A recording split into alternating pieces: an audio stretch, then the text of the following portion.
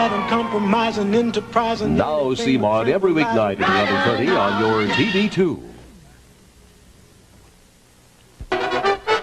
Live from Metro Detroit and the Eyewitness News Center, Joe Glover, Robbie Timmons, Otis Buchanan, Sonny Elliott Weather, Ray Lane, and Charlie Neal Sports, and your award-winning TV2 Eyewitness News team.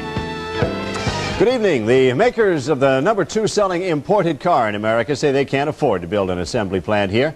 In testimony today before a joint economic committee of Congress, Datsun officials said building such a plant in the United States would present too much of an economic risk. They also strongly opposed any legislation that would limit the number of Datsun vehicles imported to this country. Yasuhiko Suzuki saying that by the time Datsun could complete construction of a plant in this country, the American automakers will be in a position to outcompete, as he put it, the Japanese. Toyota representatives, however, said they might consider building a plant in the United States.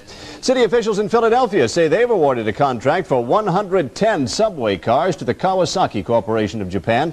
They say they would have preferred to have given the $68 million contract to the Bud Company of Troy, Michigan, but would have been disqualified from getting federal money if they hadn't picked the lowest bidder on the job.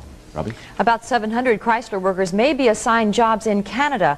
A UAW official told our Nikki Granberry today Chrysler may transfer work now being done at a Detroit trim plant to a plant in Ajax, Ontario. UAW Local 212 Vice President Sam Weary says there may be problems if Chrysler tries to go ahead with that move. First of all, they cannot transfer into Canada. As you know, we cannot go into Canada and work. And it's ironic that they are moving all these plants out of the city of Detroit. No plants in the survey has been touched, and we are furious because they are taking this out of the city of Detroit, and we are one of the Detroit largest taxpayers.